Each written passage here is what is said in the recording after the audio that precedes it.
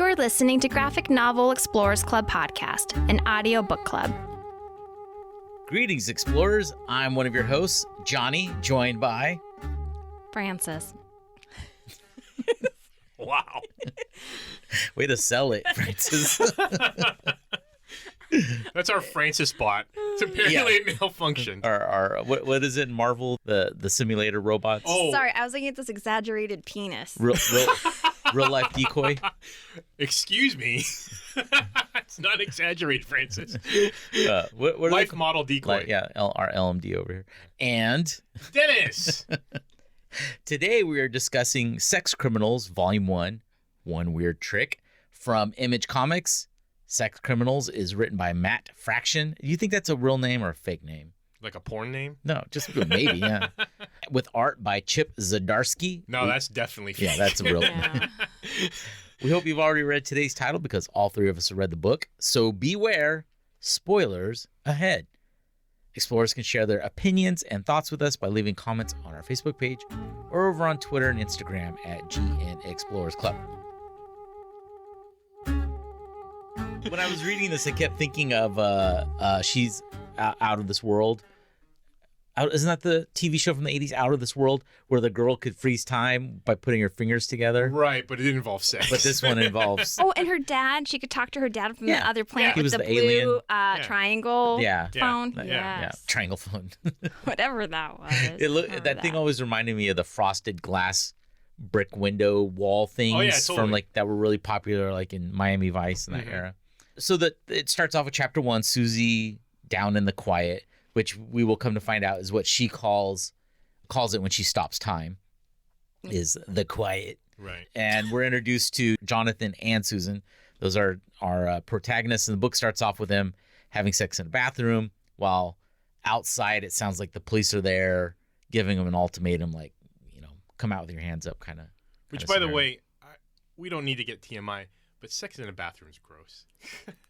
So they're robbing a bank. We will find out that they're robbing a bank, and there's many instances where they have to have sex in a place you wouldn't normally, because when they orgasm, these two have this power where they can stop time. Okay, can I just say, I'm sorry, I'm going to get slayed, and that's fine. This was obviously written by men because women orgasm every single time they have sex in the man's world. Yeah. That's the first part of this book. I was like, no, and it doesn't happen that way. Yeah. But unless you have this magical thing, maybe you can orgasm. I don't know, in this fantasy world. No, there was many times when I was reading this book, I was like, a guy wrote this and a guy illustrated this. I can't wait to talk to Francis about this book because it just seems like such a guy fantasy. Even having a female protagonist, it's written from a male perspective where she just wants to bang this guy and they're so happy to find each other. And she's a librarian and she loves her books. Just that whole, we'll get there. The driving force behind this story is she works at a library that is being foreclosed by a bank that her dad died at. Right. There's a lot of... And coincidentally, Jonathan, who also has this power, works at.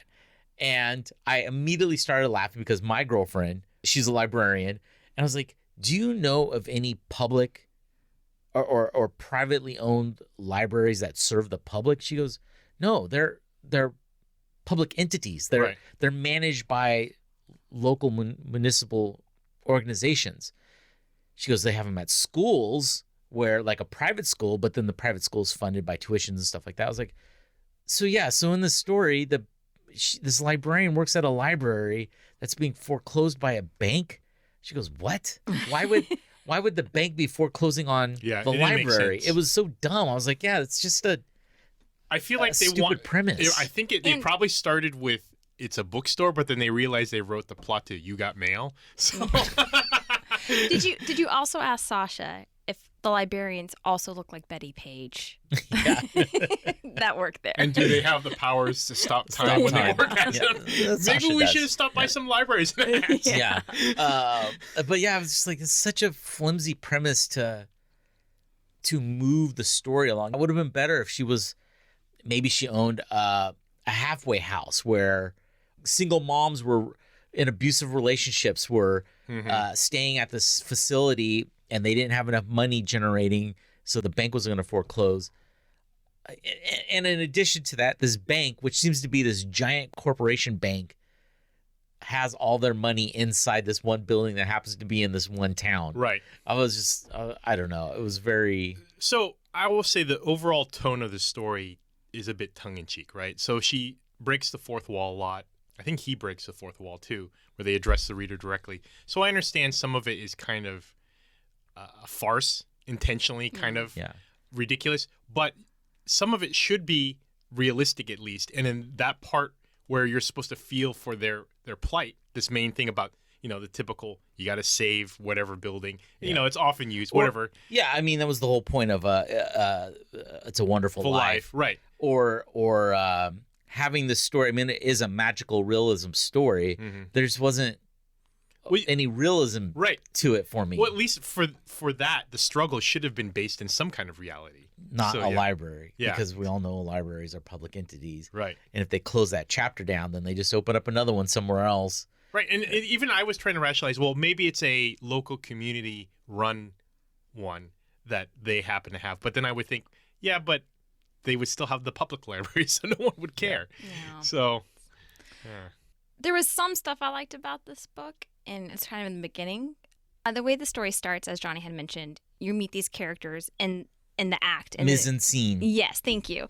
And then it kind of does not a flashback. It kind of jumps back and forth in time. Yeah, it does. And that was one aspect of their abilities. I thought, oh, can they time travel? Because there's times when she's like sitting with her childhood self and interacting with in the very people. beginning. So this is what I was kind of confused about. In the very beginning, she's in school and she's learning the news that her father died. But there's like a shadowy figure like smiling over her and talking. I was like, is this a ghost? It took me a while to realize this is her. It's adult her.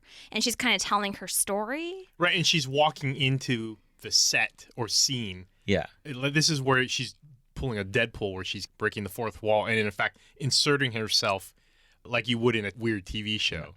Yeah. I want our listeners to start a drinking game every time we say fourth wall. Fourth wall. That'd be a fun episode. Also, did you notice no school? So once again, this is where you need to have some realism. No school. One of the posters that they had was "Reading is sexy." No school would ever. No school would have a poster that says "Reading is sexy." Yeah.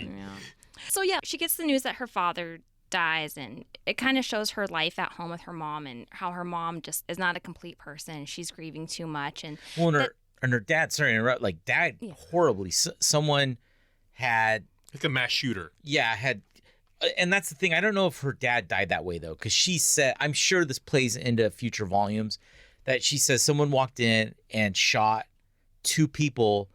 And her dad died. She doesn't ever say her dad died by a gunshot or was shot. Didn't we see someone leave out the window? He's out of this high-rise building. He's falling headfirst through one of the windows down to his death. I don't think he dies by this person. She says, I like to imagine he was protecting people or being a hero. So it makes me think, because this is kind of a dark humor comic book. There are attempts to be funny in this book. I don't know if they stick the landings on him. So I'm gonna guess in future volumes we see how he dies, and it's probably a slapsticky, pathetic death, kind of thing. So in the butt. Sorry, what were you gonna say? That's okay. No, that's a good analogy. So what she says is that like her mom and her kind of gave each other space, but they gave each other so much space they just grew completely apart. Yeah. And so at this point I'm like, oh, this is kind of okay. I'm following. This is kind of an interesting book. So one night she goes to take a bath, and it took me a minute to realize what was happening. I thought like she was falling asleep in the tub, a la Britney Spears video, but no, the way the faucet's running. Stay relevant. The way the faucet is like running, she kind of discovers herself. Right. And all of a sudden, like the room is like these bright pinks and blues. And like sparkling light. Is it here she realizes she froze time? She kind of discovers it. Like I don't think she feels she discovers this magical thing and she loves it and she wants to keep doing it. And the reason she goes and takes a bath is it's to quiet outside noise, like the outside world, and just like so she buries her head under the water. But yeah. And that is a true girl thing. I'll just fact check girl stuff tonight. Okay. Masturbating on the faucet of the. No, taking a bath to get out the outside world. You know, Calgon, take me away. That's commercial used to scare the shit out of me when I was a little kid. You know what? That used to scare me too. Because it'd be the mom in the middle, and like everything would be swirling around her, and I was like, "Why is this lady freaking out?" Is that how they got the idea for this book? Is this a Calgon commercial?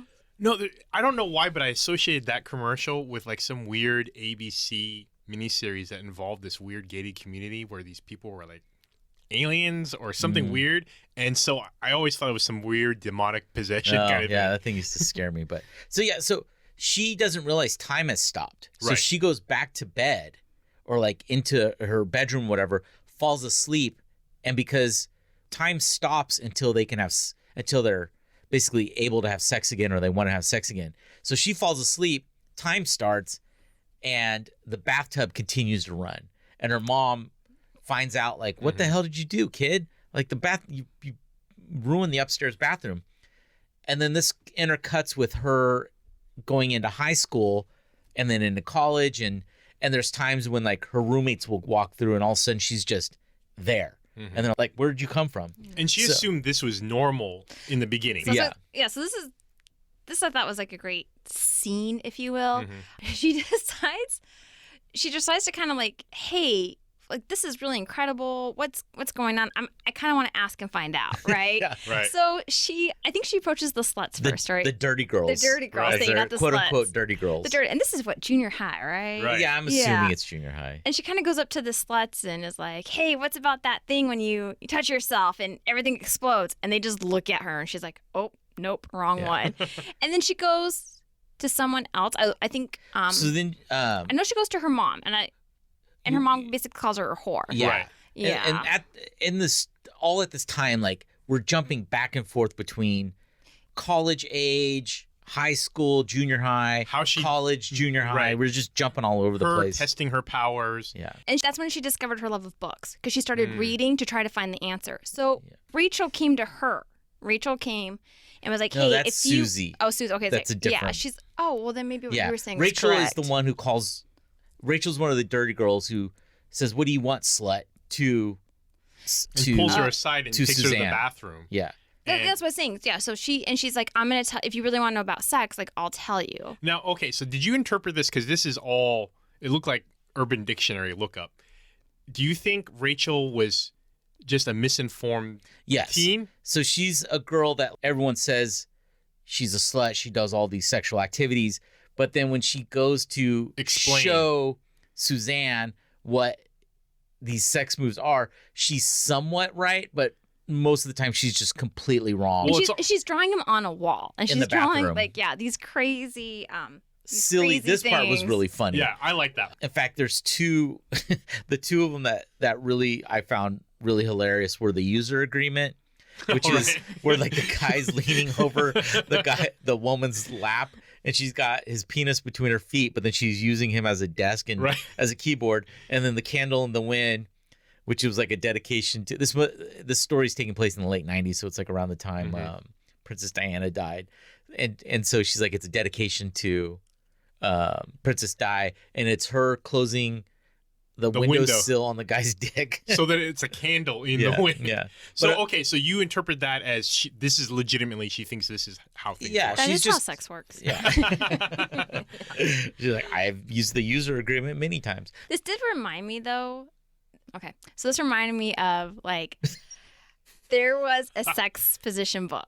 Like the Kama Sutra or something. Right. And I remember like sneaking to go like look at it. And when you don't know anything about sex and you're 12 and you see that, what she drew is kind of the same in your head. It's a little kid's version. Yeah, you're like, of how can you do this? Well, and I remember like being a kid, like third grade, and people would talk about French kissing. And then like they describe it and like, oh, is that French kissing? And I remember thinking you were informed. But you weren't. And then did you take your left hand and go home and start like make a fist and then try to French kiss to see if you were good at it? No. I told you that in confidence, Francis. Thanks a lot. So my sister got caught kissing herself in the mirror though when she was like 8 or 9. A bit of trivia. So one of the positions is called brimping, in this book, and it's where the erect penis of partner A is pushed through the hair of partner B, and partner A is holding partner B's hair in their hands. Right. So, like, if you have long hair, you pull someone's hair up above their head, and then you push your penis back and forth through Like their going hair. through the curtain. And this is called brimping, and it's actually become a sexual move because of this comic book. Are you serious? Yeah, I was doing some research on the. Well, yeah, you guys don't need to I'm know. cutting my hair. Just don't let Andy ever read this book. Yeah.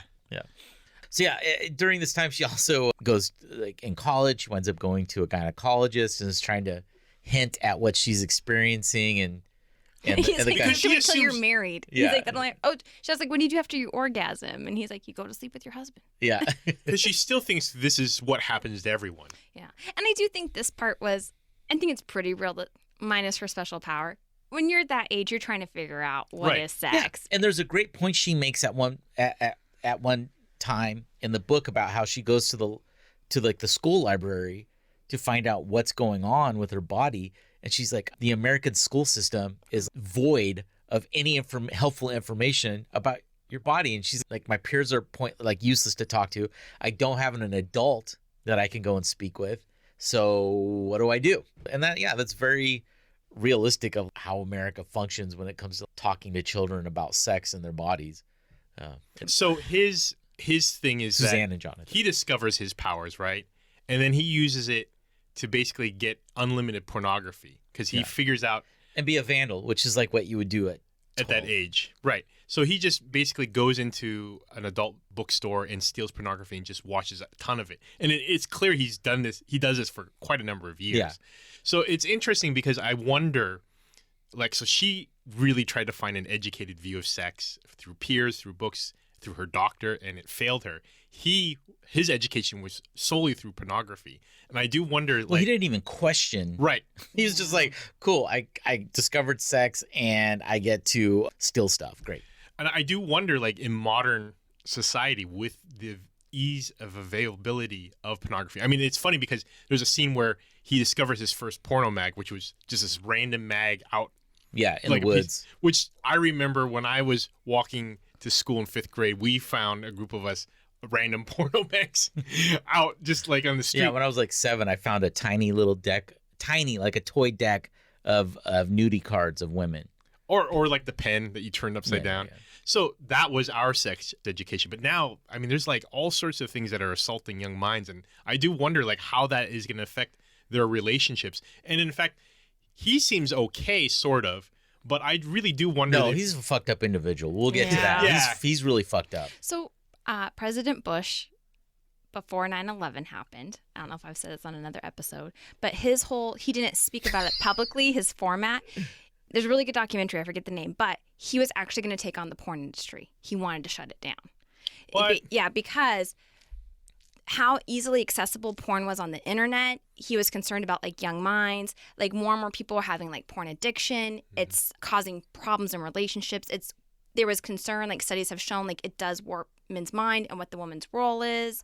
I'm not saying that the study did, but that originally was going to be like that was his goal when he went into the White House. But then 9/11 happened, and obviously things had to shift. But I think that's been a constant since the internet is how easily accessible it is. And now the mentality is like it's like not even shameful. Like it's not even hidden. Well, for the girls, like it kind of is, right? Like you still feel this dirty, like, ugh.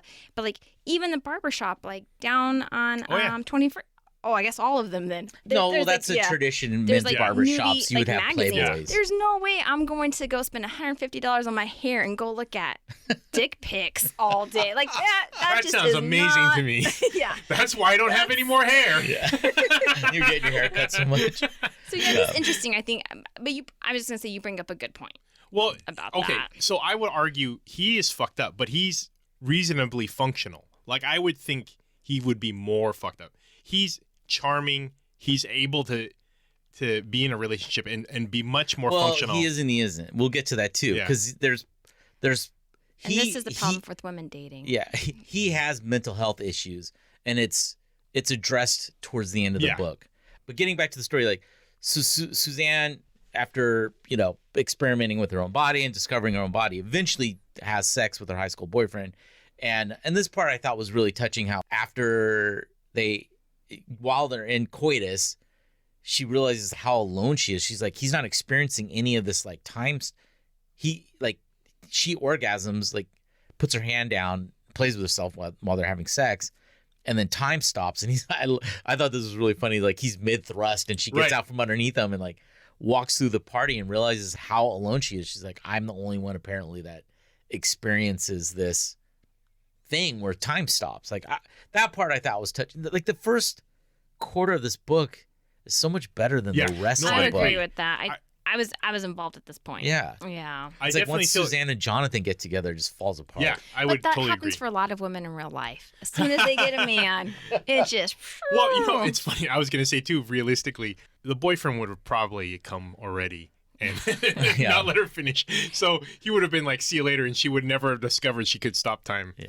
After this is when she starts going to the library, like even more, falls in love with the library system and its free information, and eventually becomes a librarian, it's just that easy. My girlfriend will speak to you guys about how easy it is to become a librarian and get a job at a library. She kind of floats through her memories of different men and women that she's had intercourse with, and each one is just kind of empty. And Jonathan has a similar experience, but with far fewer partners of experimenting with different women, and then he has sex with one man just to see, like, is it just when it happens with women that I can stop time, or is it with men too? So this is an interesting part in the story for me, because I was wondering, both of them seem unsatisfied. And is it solely because the partner wasn't enjoying sex the exact same way? Because I thought that was interesting, because it never spoke to any other aspects of the relationships. It only focused on the sex and the fact that they weren't like them. So she felt lonely. He felt alone because, I'm the only one who can stop time. But were you enjoying the sex with them? There's a lot of stuff before you come. Yeah. So, and then the other relationship aspect. So I'm wondering, why are these relationships empty if your sole focus is that orgasm? It almost seems that they're both stunted, that their sole focus isn't any kind of intimacy. It's only just the act. The act and the very end part, which is orgasm, which is, once again, a very man kind of thing, right? The whole point is, I have to orgasm, otherwise it's meaningless. If I don't orgasm, there's no point. The foreplay, the relationship, the physical contact, meaningless. If I don't actually come, there's 0 point to this relationship. That's the other part of this episode, the drinking game. Every time Dennis says come, take a drink. So I will say, when I was single and I was dating. And out, doing the mingle. Yeah. There was this guy, and I had a great relationship with him. Like, I loved dating him. I loved going out with him. Like, we were so good. And then we had sex one time, and then we stopped seeing each other because it was so, I'm not going to get into details, but it was so different and obscure from like what it just was like, and I think we just both realized we're not compatible. Like, so it wasn't even like, I'm not saying that's what he's saying here in your book, but I could also see, not to like, but sex is a big part of a relationship. No, absolutely. Yeah. And then I've that's not the first time I've heard that related to me before, where people have said, look, I like this guy, but then we had sex and it was bad or whatever. That's understandable. Well, but bad you can work through, but when it's so different. But anyway, I'm gonna guess. Close that door. I'm guessing golden showers were. Ew, no. Oh yeah, there was. But considering the number of partners, that's probably not the case. That's a fair point. Yeah. Because if it's one person, even two, maybe three, but considering the number of partners she has and he has, it can't just be about the orgasm. And so in many ways, I found their view of sex and what made it good to be actually stunted and really amateurish. And I don't know if that's because, for him at least, he kind of, quote unquote, has an excuse. He's watched so much porn. The money shot is what it's at. Yeah. It's called the money shot for a reason. So that's what you're trying to achieve, and that's the whole point of the game. For her, she should have known better, but maybe she could never know better. Well, it seems like he's like any kid. he goes to the porn store a lot when he was a kid, but by the time he's like college age, that's when he's engaging in intercourse with other women. So, I mean, it's not fully fleshed out why they're so dissatisfied. I'm just gonna guess it's because they don't feel a connection between, because they're not, the other people aren't special like them with that particular, or it could be a thing where they feel so separate because every time they have an orgasm, time stops and the other person is unaware of it. So you start to feel disconnected from that person. Or it could be it's a huge sin to have premarital sex and they are dealing with that internal. Well, I don't know about you, but after some people orgasm, they just like to take a nap, which could be time stopping for me. Yeah. So, time stop. I was asleep for like 45 minutes. Yeah, you wake up. What time? What? 7 p.m. What? Oh my God. So shortly after this, it cuts. It goes to the second chapter, which is called Kama World, which is what Jonathan calls the quiet. The quiet is Cum World, which isn't that the name of the store? I think so too. Yeah, it's the name of the porn which store. is once again that the pornography and that store are so intrinsic to him. It's like ingrained in him. That's why I'm saying he's not. He acts far more normal than I think he should. Yeah. Well, he's not normal. We'll get to that in just a little bit. And this is where I start. I don't need to read this whole page. Like I just started skimming. Yeah. Mm-hmm. He around this same time when he's in late teens or early teens, late tweens, discovers his ability to stop time. We're also introduced to the sex police, although initially we don't know that's what they are. We see 3 people dressed in white, a woman, a short guy, and someone wearing a mask. And I thought, a woman whose vagina is emphasized. I think both they're. No, she's like in a white coat and like the cutout like goes up to like her like booty shorts. Yeah. Like yeah. And I thought, is this you're us right. The in men the have future? their underwear. Oh. There's a short guy, a woman, Oh my a God. guy wearing a mask.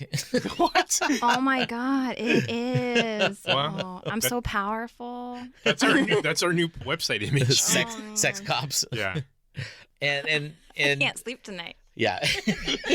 Eventually, it's not even worth going into all this stuff. No. Eventually, Suzanne and John get together. They hook up at a party over him and her both knowing Lolita very well, which I thought was going to come into this more. It doesn't.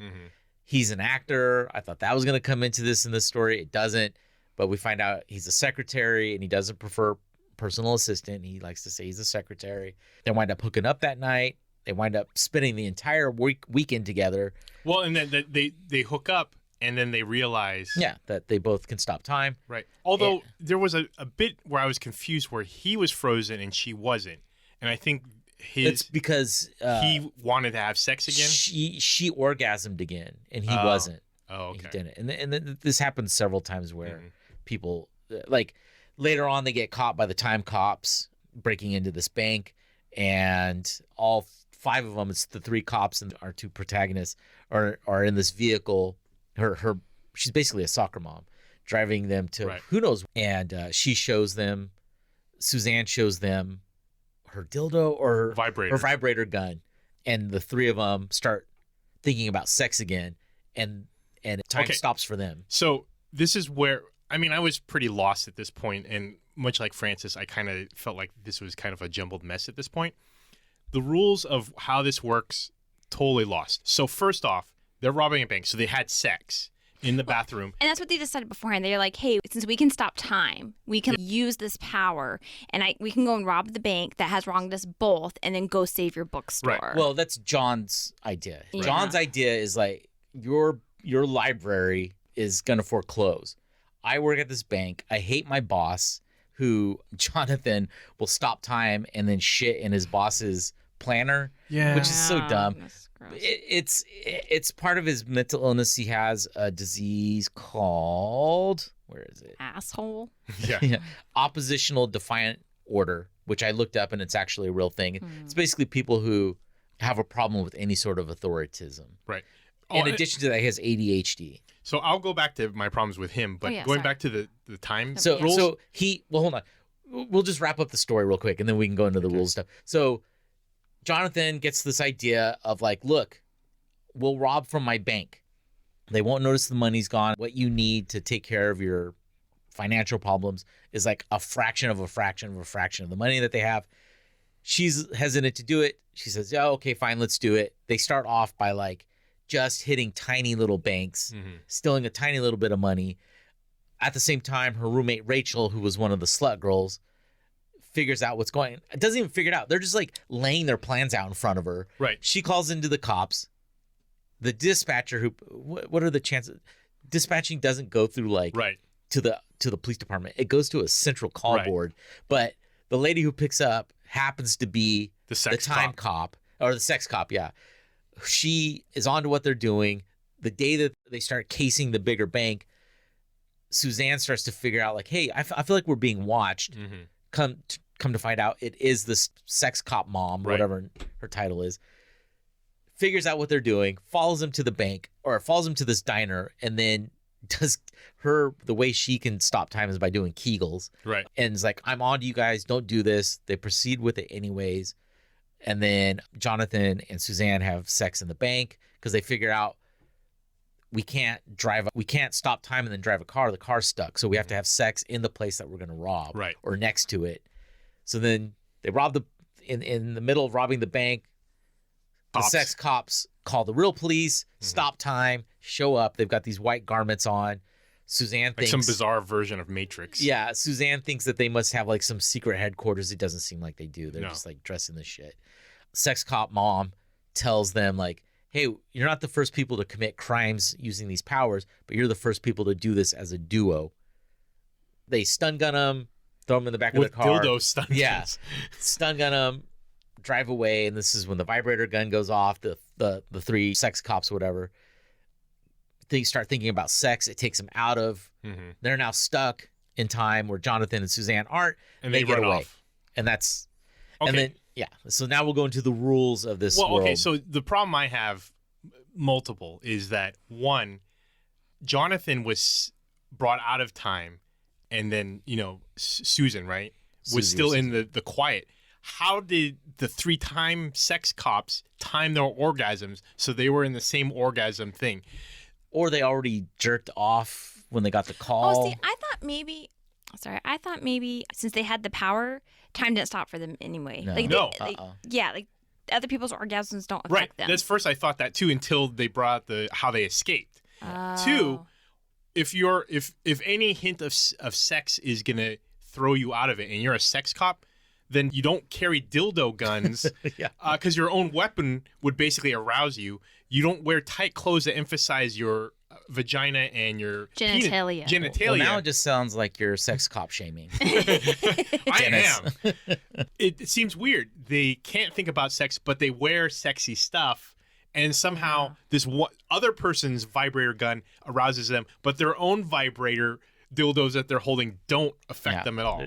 It's not fleshed out very well, which is crazy because this book, maybe the other volumes get better, but this book got like a ton of great praise. No, it did. And I'm just like, first half great. Yeah. So I thought their individual stories are great. Yeah. Sorry. No, that's okay. When we first, because we collectively as a group decided to read this book, like you threw out some title options. I was like, oh, this, and we've talked about this previous seasons, like reading this book. This so might have been season 1. Yeah, we talked about it. I was like, let's read it. I was anticipating a Logan's Run. There's 2 people. That's why I was like looking up. I was like, wait, because I always get it confused with Logan's War. But it's Logan's Run. And I thought this whole book was going to be more about crime. Like they have sex to go do the crime to like go help humanity. But it took like 73 pages to get even like into what the story is. And they only did like one big bank crime and they've already gotten caught. I'm like, this is stupid. And like, it's up to issue 26 now. But yeah, and then going back to Jonathan and his dysfunction. Ooh, who's Jonathan? That's the boyfriend. Oh, you pointed to Johnny. Sorry. I was like, wait, what? Oh, I'm using his formal name now for this part. Speaking of Jonathan and his sex problems. Is this an intervention? We've never been recording Jonathan. It took us 4 seasons to get up to this point. But so to address his problems, he takes some medication, most likely some kind of antidepressants, which anyone will tell you, if you have antidepressants, it can affect your sex life. So he feels empty because he doesn't get to go into jizz world or whatever it is. And so he stops taking it. And he figures, well, I can handle it on my own. And it's just he like self-medicates through masturbating Right. and doing some other stuff. He tries to manage his emptiness. right, and then he still relies on what he did as a kid, which is like destroy things, mess up stuff, just be belligerent essentially in this world. And it just spoke to me how stupid and immature he was. Like, he wasn't willing to try other medications. He wasn't willing to even make the sacrifice, so to speak, of like, yeah, my sex life isn't there, but you know what? I'm in a lot better place where I'm not fucking up my relationships. My job is stable. There are prices to pay sometimes with that medication. It's not all good, but sometimes the benefits outweigh some of the setbacks. And so I found him just really, I hated the character so much. I mean, his whole thing is just about being immature, still being a 12-year-old. Well, and honestly. he brings her down, like to get her to commit these crimes. I don't know. Which is just an expansion on his destruction, right? Yeah. That's what he loves doing. Is like, look at all this cool stuff we can do, or these stupid people are stopped in time. Well, and like their first test run together is they go to the porn shop that he works at, and they just fuck with everyone. They like flip things over, pour buckets on their heads, and just do all this stuff, and then they start time again, and then everyone freaks out, and it's like, yeah, and even his outburst to his boss by shitting in the pot, you can think, oh, that's funny, I do that to my boss. But you know, honestly, and it showed this, the boss may get mad, but the person who's really cleaning it is the one who's like, oh, this again, and it's the janitor. He's really punishing the janitor. So he could think, oh, I'm screwing the boss over. No, the boss is like, oh, there's someone shit. Hey, janitor guy, clean this up again. So really, the janitor is bearing the brunt of all this kind of stuff. So Jonathan does not come across as sympathetic at all. He comes across as a stunted guy who just can't handle real emotions, can't handle relationships, and sole focus, responsibilities, and sole focus is to basically come. So he can go into this magic world. You're right. Two guys did write this, or a guy wrote this book. And I was telling the gentleman earlier before we started recording, like the first time they have sex, it shows that like in their little world, and like the penis is like all big and glow in the dark, and I was like, oh God, it's that's the other thing I don't understand. Like he's got they keep making jokes about his dick being like E.T.'s finger, right? And when he comes, his jizz floats through the air, and I kind of got the impression too the first time she has an orgasm, she goes downstairs to talk to her mom about it. Stuff was floating through the air. I was like, is that vaginal fluid? Gross. Yeah. Like, I'm like, what does it, when Sorry, time I'm not starts woman again? shaming, I mean in general. Just bodily fluids are there. Right. Like, does everything just splash on the ground? Right. Like, I don't know. I was like, I don't know. We can get to it, our final thoughts on the book, but I don't have any interest in reading further. I thought it had a great setup. I thought, much like you guys, the beginning part was interesting, but in the end, I hated the character. I hated the premise. I'm still trying to figure out why it got so much praise. Is it just because it's sex? It's jarring. It's an interesting premise. It's just not.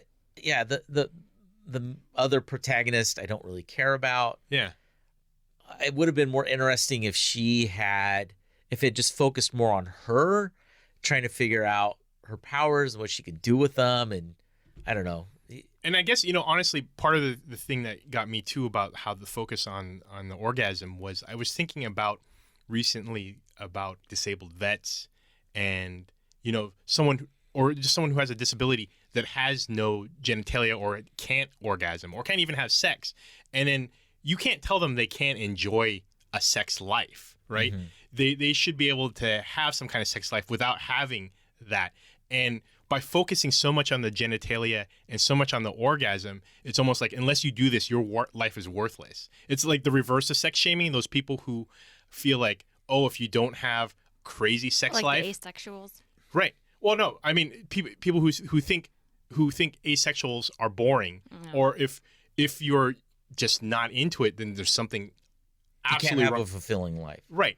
And it's the same thing with like you don't have to be married to have a fulfilling life. You don't have to have kids necessarily to have a fulfilling life. You don't necessarily have to be... No, but you need those to have a Christian life. Well, to get into heaven. To honor God. Yeah. As we all know, we're of the Church of Satan, so... Except for Frankie. Oh, no. I meant Santa. I am not. I mean Santa. I am not. Oh, man. Or just get some rosary beads for us. Yeah. It'll be all good. Rosemary anal beads. Yeah. So I'm gonna say something nice Oh, wow. About the comic book or us or just in general? about Luther Strobe. Oh. Because Rennie brought up a good point Bringing back Luther Strode. about if the story would have just focused on her and kind of exploring that power. It made me think about Luther Strobe. And that's what the whole story arc was. Strode. Sorry. Stroke. And Justin's my favorite writer that I'd love to torment. But basically he gets these powers, and the series is him how to navigate that power and what happens and like how it impacts the people around him. And he makes some poor choices too, but they're his choices that he makes, and he thinks he's doing the right thing. And I think that's more interesting, and Sex Criminals could have been more interesting if it did focus on her and her power and how is she going to use that power like for good and stuff. Like, to your point, she just goes down to the guy's level, and this happens all the time in real life. It's so sad. Yeah, your partner brings you down. But the other part of it too, I didn't enjoy the art. It looked very digitally just cobbled together. I wasn't really impressed with the art. So I was okay with the art, but once again, you know me, I hate digital yeah, I know. comic books. Pretty clean. I thought that their sex scenes were drawn very pornish, like some of the panels and everything. And yeah, I thought. Well, when you do other positions other than missionary, Francis, it's probably gonna look no, it's pornish the hole to in you. the sheet, and you should just see white cotton. Wow. I saw that on Handmaid's Tale. That's right. Yeah, it was That's in right. Handmaid's Tale. That's my story. But what was I saying before that? Oh yeah, I wasn't impressed with the art either. It just felt very. Maybe that's what it was. It just felt very generic. It didn't feel like have any warmth. There's even the sex scenes.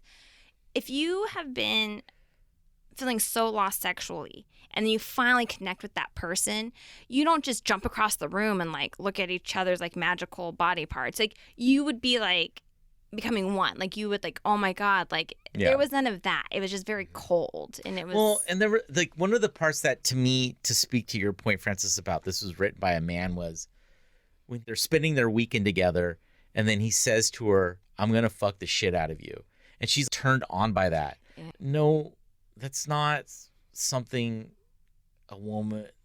Well, see, that's the thing, is that's what a man who's been brought up solely on porn would think.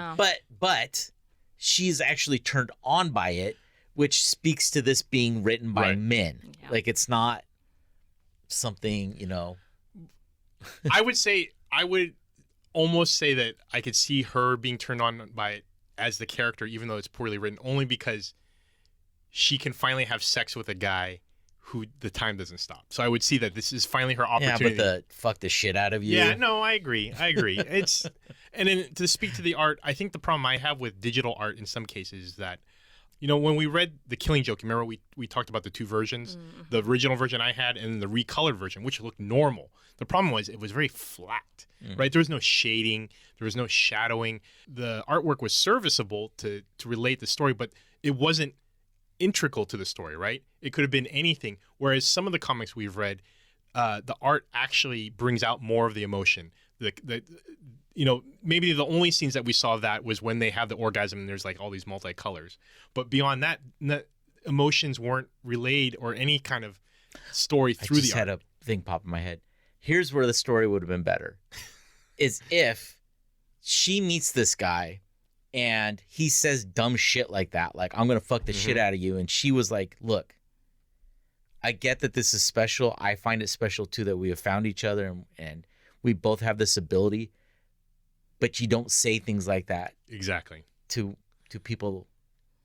If it's dirty talk, it's one thing, but we barely know each other. We're just getting to know each other. So, I would agree. Like if she made him grow up, I think would have been her bringing him up as opposed to him bringing him down. Yeah. Which could be, we don't know. We don't know the story arc. This is the initial one. She's enthusiastic about finding someone. So that could be their long plan where she's kind of on board. Or they get together and then he does all this dumb shit and she breaks up with him and then it forces him to grow up. And then they get back together. I don't know. There's like... But, if this is your Shop hard Girl's sell... a beautiful example of that. What's Shop Girl? Shop Girl. Yeah, with Jeremy. With the Jeremy character. Right, but that would have been a great premise for this book. Right. But yeah, it definitely felt like it was written by dudes. Yep. Yeah, it was just so self-gratuitous. I will say this too. I was surprised. I didn't realize this reading through it. This is the first time in our season since recording that I flipped through a book. Like, we've read some really great stuff. Yeah, we've been really lucky. I really liked everything I read, and this was the first one. And I wonder, too, because we've read such great things. Like, maybe if we started the season with this, if it's the first thing I read after not reading for a while, I might have been like, meh. But I was like, nope, there's so much better stuff out there. There's better things to spend my time on. There's better stories that are going to enrich people's lives. This isn't.